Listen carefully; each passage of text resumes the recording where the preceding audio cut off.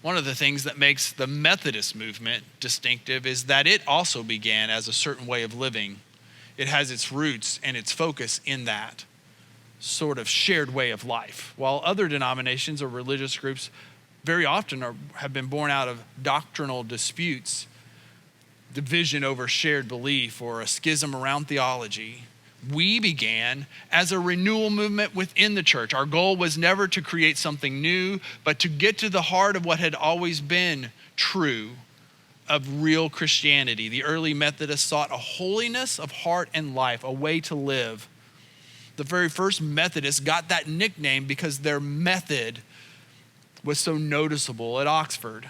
They wanted to be real Christians, not just nominal ones, the way they described it. And so they fasted until 3 p.m. on Wednesdays and Fridays.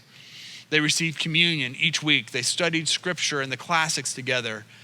And they visited prisoners. And they visited the sick. And to fit all that in, and not to miss any piece of it, and probably to accommodate John Wesley's sort of regimented personality, they had to be systematic about it. They became methodical and intentional. They did these things in a way that people began to notice, and they began to poke fun at them and called them enthusiasts, and they called them Methodists. And John Wesley hated the term, but the nickname stuck regardless. And the reason? Well, Ted Campbell, one church historian, said because it was something people could see. It was so clearly and easily observed by others that it caught on and eventually became the name that we are still called today. To walk in the light means that we begin to live like Jesus did, that we're methodical about it, that we're intentional about it, and that it's observable in our actions, loving others with humility, compassion, peace, and patience. To do unto others as we would have them do unto us.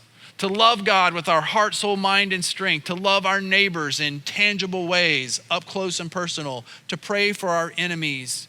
To turn the other cheek. To go the second mile. To forgive 70 times 7. To include the excluded and to stand up to the excluders.